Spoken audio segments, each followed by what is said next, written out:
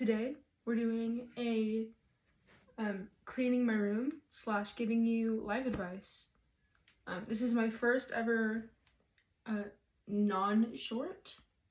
I wanted to do a live, but apparently they have to do a verification thing, and that takes 24 hours. So here we are. It's not a live, but you know what? That's okay, because if I mess up, I can just delete it or restart or clip it, whatever. So we're getting the mood set. I've done that like 3 times now, trying to shoot this video. I've done it 3 times and I still haven't. Anyway, we're getting some music on, I think.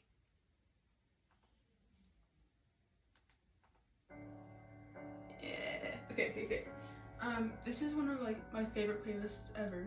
So yeah, I'm an indie gal. I like indie, 80s rock, alternative rock, you know, all the things. These clothes I actually picked out to, by the way, if you hear a loud TV or like random noise, it's my parents. They're watching a movie, and it sounds like suspenseful and action and whatnot. So anyways, these are the sweaters that I was thinking about wearing today. We had a setup. I had a setup, and I was deciding, and this sweatshirt obviously won because we're not wearing one of these. But we're gonna hang these up first and start with heavy topic, self-worth, fun. I know so many people who like just don't understand the concept of self-worth, like don't know what it is. So I'm gonna explain it to you. Self-worth is understanding how valuable you are as a human being. We all have worth, all of us, but only with God. Like me on my own, I am worthless. Okay, I am quite literally made from dust. Look it up in Genesis. Don't look it up in Google though, because it will say otherwise. So anyway, you are so valuable. You are fearfully and wonderfully made. Quote Psalm 139:14. I have it hanging up on my wall right there. You can't see it actually. That's kind of sad. Anyway, so that is our starting topic. The thing is, like, when you don't understand your worth, I feel like you're just more susceptible. You're more prone to allowing people to mistreat you, and I don't approve of that. You know what I mean? I just don't think. I think if you know your self-worth, you'll know that you don't have to put up with toxic people. You don't have to allow yourself to be mistreated, you know? And I hate that there are people out there who don't know how to set boundaries. Because they're so important. Like, I didn't know how to put up boundaries for like the longest time ever. The longest time ever. Like, I just was like, yo, here I am. I'm here to basically serve you. And I just like put them first all the time, which cool, treat people well, please do that still, but that doesn't mean mistreating yourself. If someone is causing you to put them first over yourself to the point where you're treating them well but you're not treating yourself well, that is a toxic relationship and you should change it. If you can't change it, then I think you should drop it. And sadly, that is not common sense. Apparently. I just don't get that up. Anyway, that is my self-worth rant. Next up is, I don't know if we want to get into that this early. But we're just gonna dive into it. I believe that God can heal you of anything if it's His will. You know, I don't think that you can be like, yo, God, heal me, and He's gonna be like, okay. That's not how it works. You know what I mean? It's going to be if that's part of the plan, and then in His timing, it's not going to be you saying, do it now, and He's going to be like, okay, boom. It's not how it works. I fought anxiety for like the longest time ever. I keep doing that. Ever.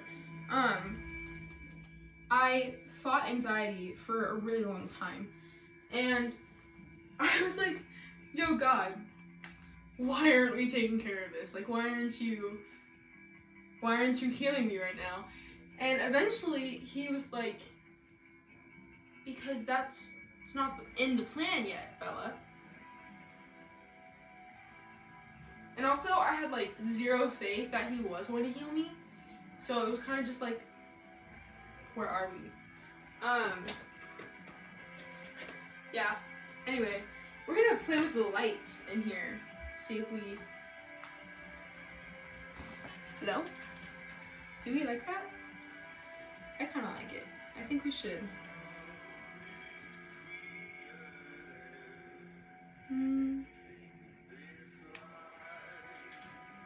Perchance.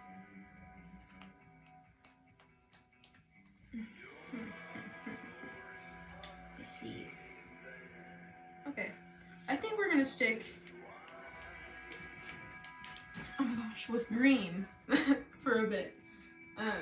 Maybe we'll change it later on. We'll see how I feel. Anyways, yeah, that's mostly that point. Also, be patient, please. Because if you don't teach yourself patience, then God will teach you patience, and that is not fun. I have not had to experience that yet. Actually, no, I have. And it did not turn out well, actually, now that I think about it, because I forget this every time, but I asked God to teach me how to be patient, and then after that, my dad ended up on life support, and I was like, yo, God, what is happening?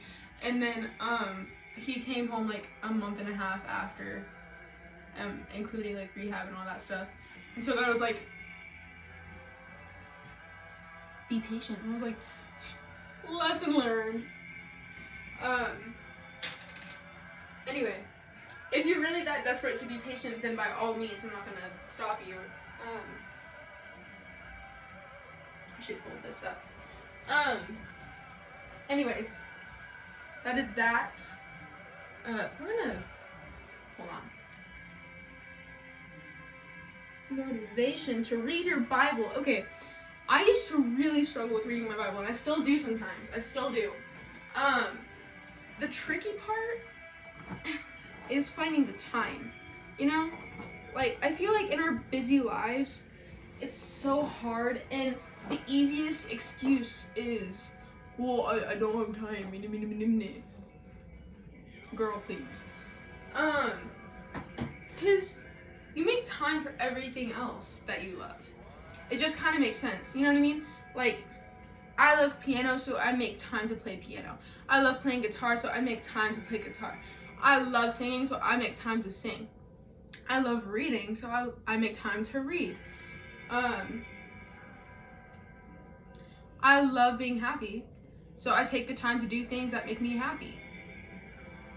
So if you love God, why don't you make the time to be with Him?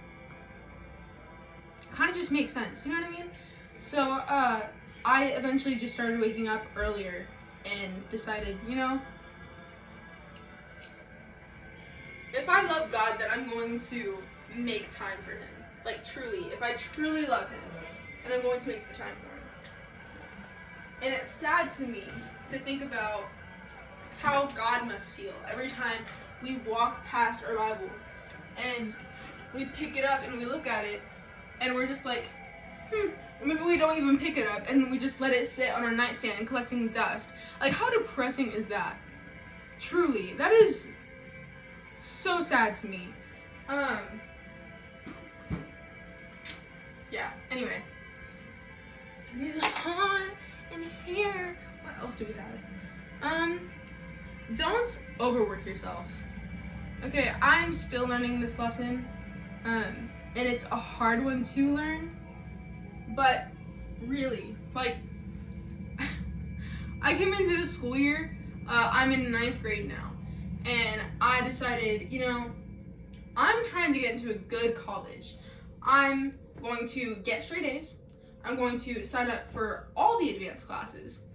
I'm going to take an AP class, and then on top of that, I'm going to take another college class per semester. And then I'm going to take another college class during the summer.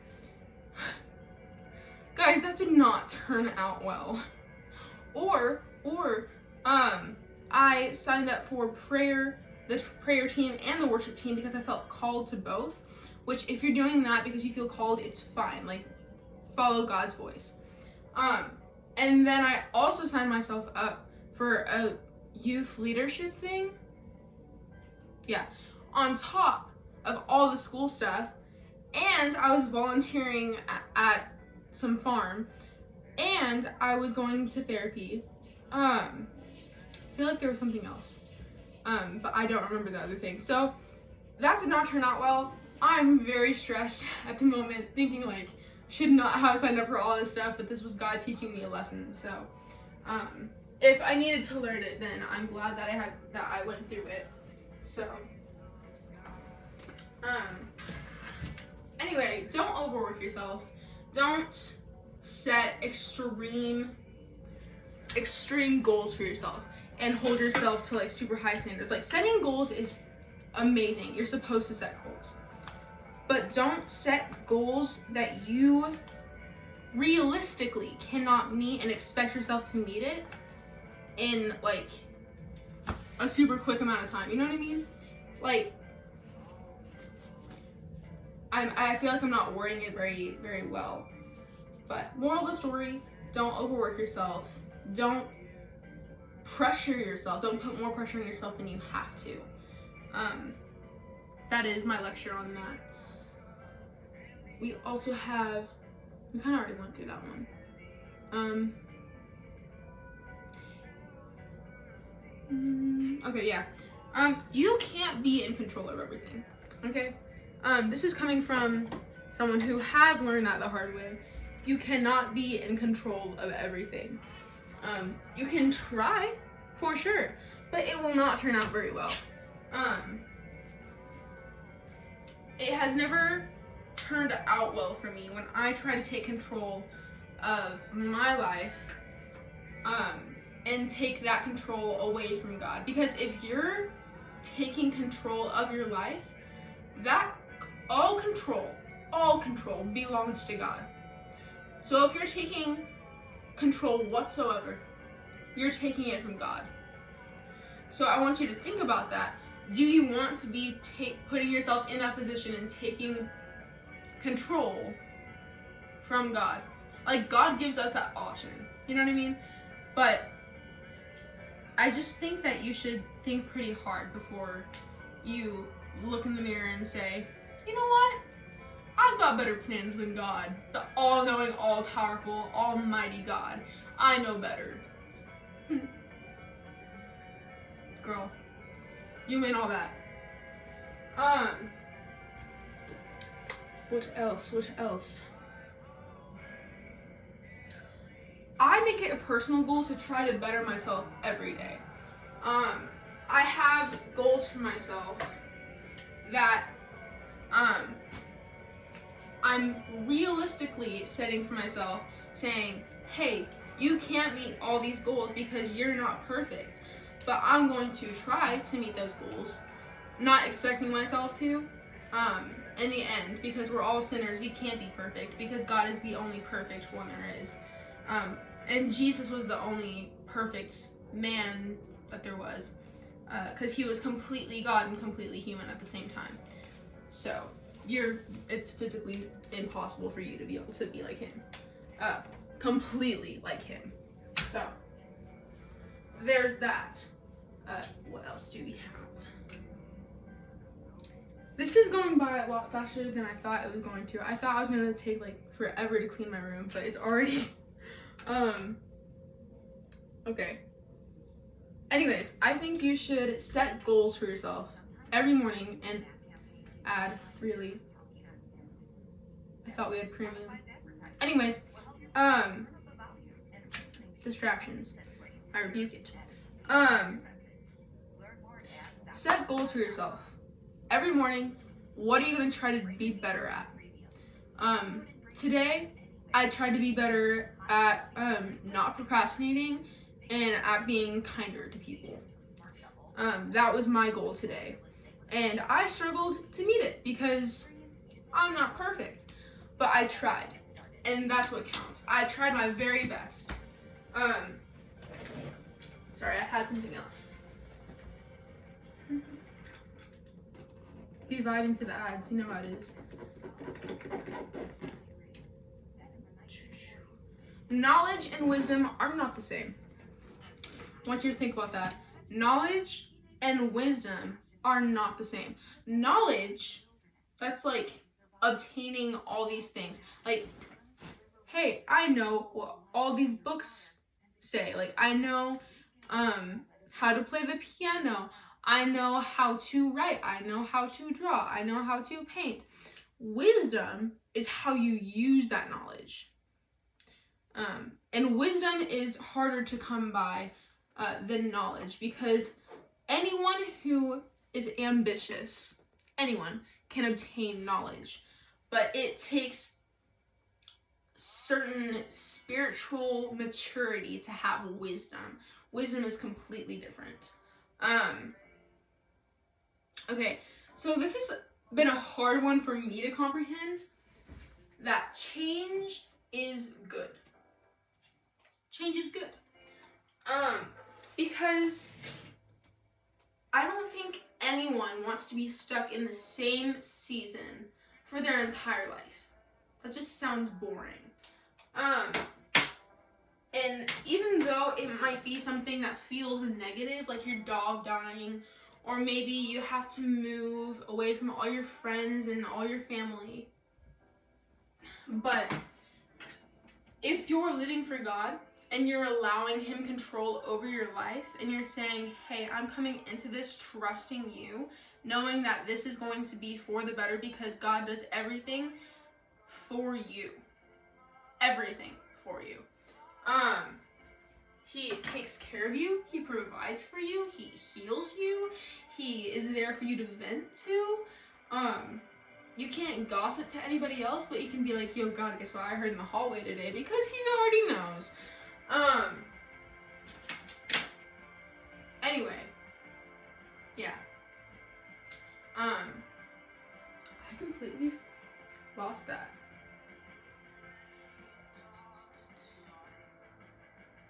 Yeah. So, I believe that change can be a good thing if you let it. If you're trusting God, believing that He's going to make it for the better, then it will be for the better. Because all it takes is faith the size of a mustard seed. And do you know what? The mustard seed is the smallest of all the seeds. That's how...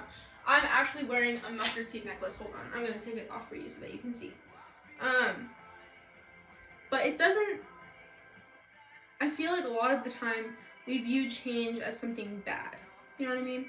Which, it's fine to be sad about leaving, you know, your classmates, your friends, your family. But also, all it takes is something that small. Hold on, can you see that? Something that small. Belief the size of that. And God can turn it for the better. That's all it takes. That's all it takes. Just please trust. Trust and faith. So, that is my rant on that. I should probably stop calling it a rant, because it's not. It's just me informing you. See, I'm preaching about Jesus and they're listening to people shoot other people. I apologize. Okay, loving and liking is not the same thing. You can love someone without liking them. It's true. Because liking is a feeling and love is a choice. God chose to love you. God chose to love you, and he chose to show that love through sacrificing himself on a cross. I just think that's amazing, because that kind of comes back to the self-worth thing. How can you tell God, well, actually, you're wrong to love me because I suck. I'm your creation, you created me, you created everything about me, but I suck. Your creation sucks, you're a terrible artist, just so you know. Like, obviously I know that you can't necessarily control how you feel about yourself, but I think there are definitely steps that you can take. You know what I mean? Prayer is everything. You can pray about that. You can take it to God. And I think that's what matters, is you taking it to God. I was trying to put up my hair earlier and I completely forgot to do it. I have stuff on my neck. Hold on. Not stuff. I have a pit bull. Do you ever like do that? And like I'm so bad about picking up my scabs. Anyway. We went over not putting up with toxic relationships. We went over loving is not liking. This one, I'm not going to say that because I don't know how to explain it. That hurts. Do you ever do that? Like, where you try to put your hair up in a ponytail and like, it's kind of knotted, and so there's like that one hair that's pulling. And you like ruin your ponytail trying to pull at it so that it's not so tight.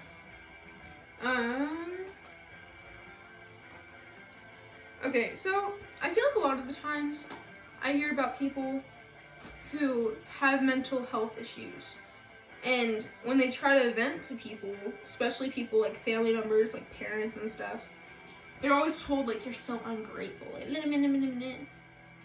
listen, okay? Just because you have depression or you struggle with anxiety does not mean that you're ungrateful. Just want to say that. It's a true struggle. Like, actually.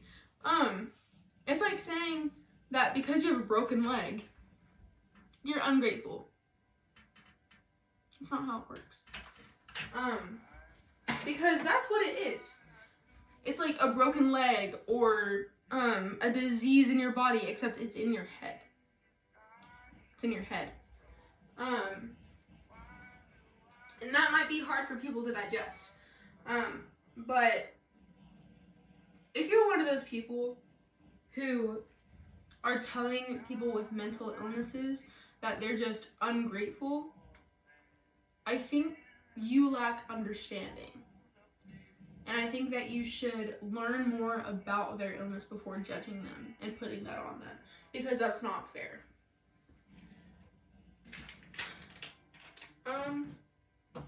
What else do we have? Okay, fear is the enemy. I'm just gonna say that. I'm gonna put that out there. I know so many people who are scared to put themselves out there. They're scared to put up a YouTube channel because they don't know what they would say or what they would post. Or maybe they're scared to speak in public because what would people think if they mess up or they stutter or they have like a lisp or whatever. Like, guys, that's not what matters. Truly. I understand the concern. But if you're living for God, then He will be the one who influences your choices and controls your words. You know what I mean? He's the one that makes the decisions for you if you let him. Because truly, you're the one making the decisions. But in and of itself, the decision of everything you do is all one decision if you let it. It's I'm letting God control what I do, or I'm controlling what I do. You know what I mean? Or like, I feel like that's not a good way of saying that. Or I'm not letting God control what I do. Because I know a lot of people who are living for themselves. And that just doesn't seem ethical to me. Doesn't seem logical.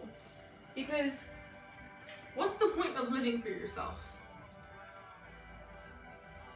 Like, honestly, if I were living for myself, I would be suicidal because what's there to live for? I'm just a bag of meat, yo. That's all I am. I've got a soul and I've got a mind and I've got a heart, but what am I without God? I'm meaningless. Well, actually, I take that back. God will use me in his plan, but I don't think that there would be meaning to me in my life if I was just living for myself, because what even is that? Like, I would get bored with myself because I'm not that entertaining. Life would just get boring, because if I'm living for myself, then I'm living for pleasure. I'm living for what benefits me. And what benefits me isn't what always benefits other people. Or it isn't always what benefits other people. And I want to benefit other people. I want to live for God. I want to make a difference. I want to let God move through me however he wants to. And I can't do that if I'm living for myself. So, there's that on that topic. Okay. It is okay to be vulnerable. Who said that? What? I feel like a lot of times people don't understand. What is that? They don't understand that it's weird to be a robot. It's not weird to cry. It's not weird to have emotions. It's weird to not have emotions. Like, can you imagine you're going around life and you're thinking to yourself, like, sorry, behind you is my book stack, and I'm just gonna, there was one that was crooked. But, what was the point? Right. Vulnerability. Kind of forgot what I just said. But, why would we want a world of robots? Because if you think about it, happiness is vulnerability. It is. You know why? I don't know. I picked that up again. Happiness is vulnerability because happiness is emotion, and emotion is vulnerability. Because under emotion is a motive, and where there's a motive, there is personality, and where there's personality, things get personal, and when things get personal, you're vulnerable. So realistically, there's no way that you can go through life without being vulnerable. Just something to think about.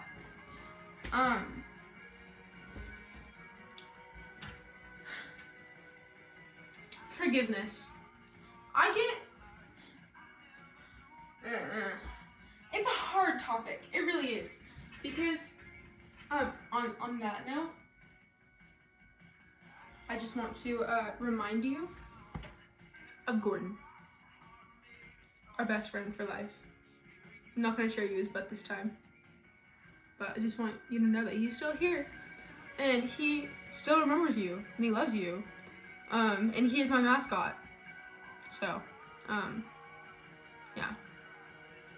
His bow tie is never straight, and it makes me upset, but you know what? It just adds to his personality.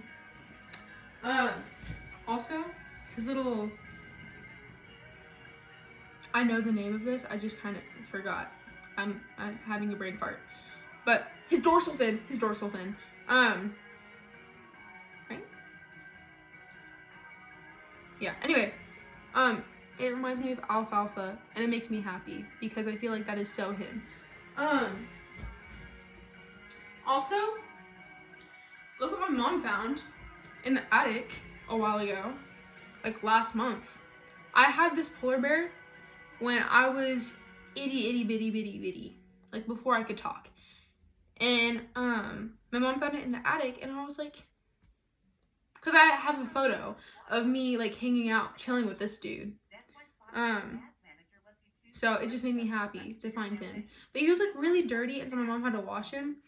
But it kind of upsets me because the way that they did his fur, you have to pet him like that, because if you put it...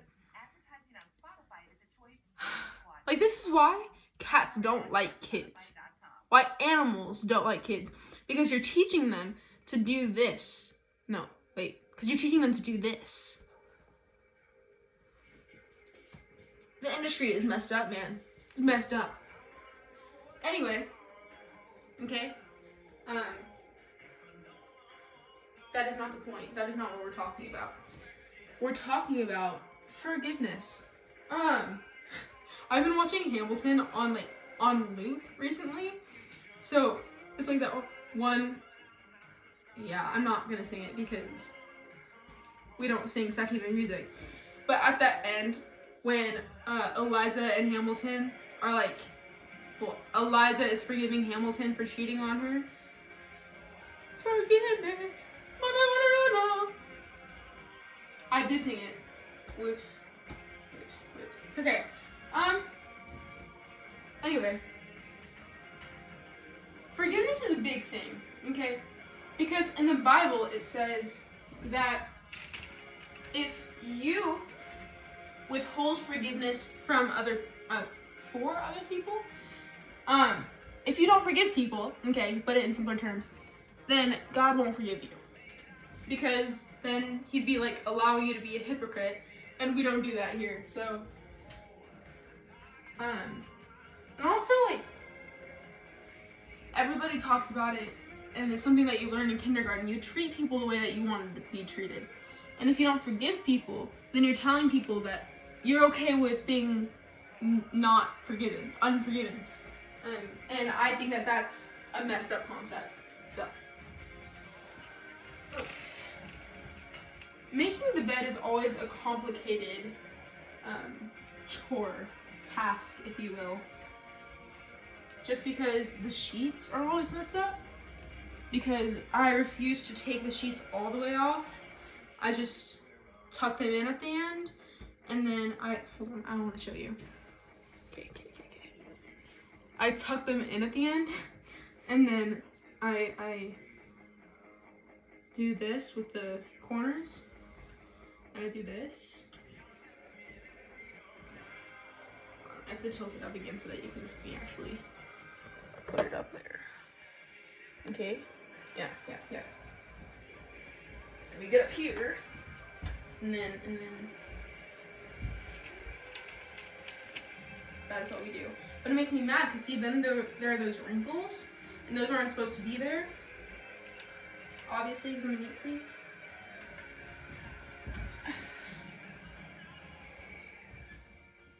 But anyway, forgiveness is big. It's a big part of being a Christian.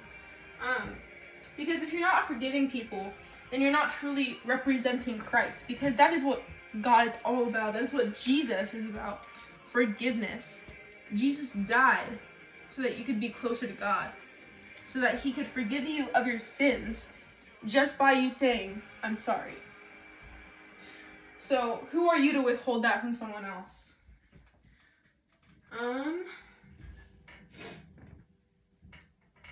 Anyway.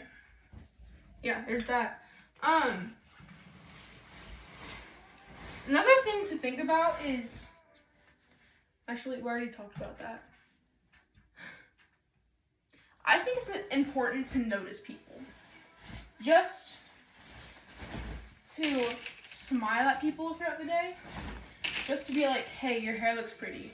Like, don't say any compliments that you don't mean. But, like, I feel like there's so many people who go through depression just because they don't feel noticed. They don't feel valued. And I think that's just so messed up. Because it doesn't take much to notice people. All you gotta do is, like, when you're walking down the street, you can literally do as much as smile at them when you look their way, instead of going as they walk by, because that's gonna make them feel judged and unwanted. And that is how we create mental disease.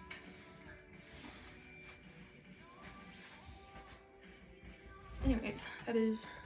Oh, wait, no, I got my pillows.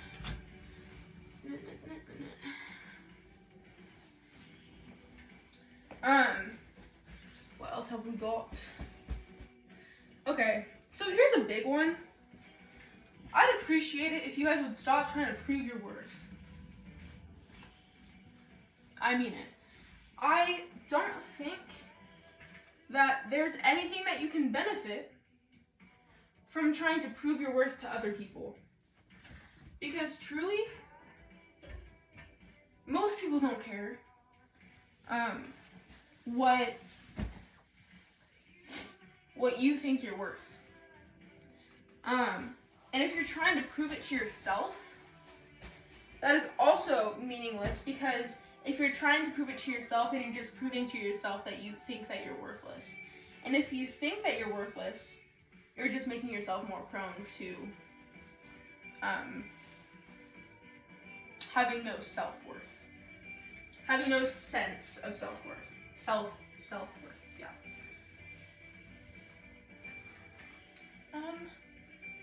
Yeah, that is mostly all that I've got today, I think. Which is right on time, because I'm almost done. Just gotta tuck in the bed sheets, and then... Actually, I'm gonna take you over here, so that we can get some good angles. Some new angles. Or this way, can you see everything? Yeah. See, you see that? I'm unhappy with that. I'm not okay. Not okay. Anyway, this has been really fun. I was not expecting to have this much fun doing this.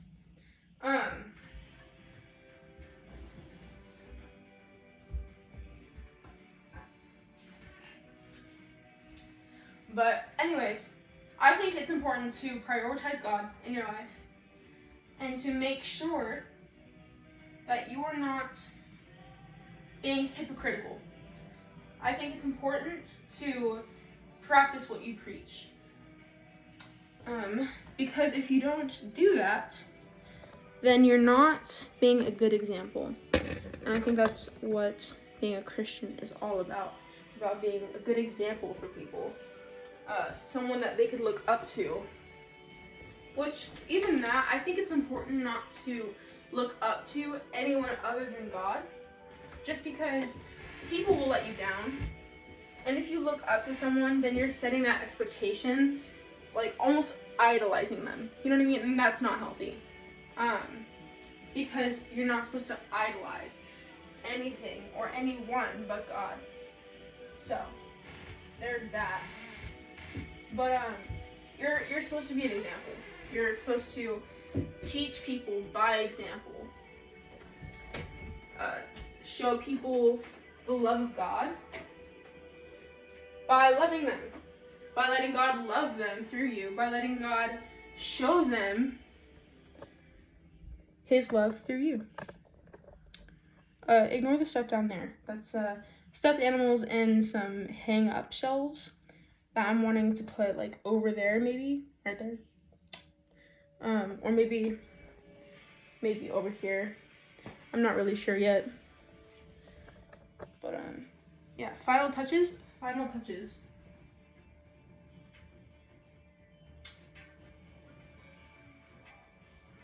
Yeah. Anyways, we did a good job, guys. Did a good job. So. I wasn't supposed to show you guys the ring light, but now that we're here, I got this for Christmas. And it's been very handy. It's been very, very handy. So anyways, I enjoyed this. Thank you guys for staying with me and for, oh no. It's okay, it's okay.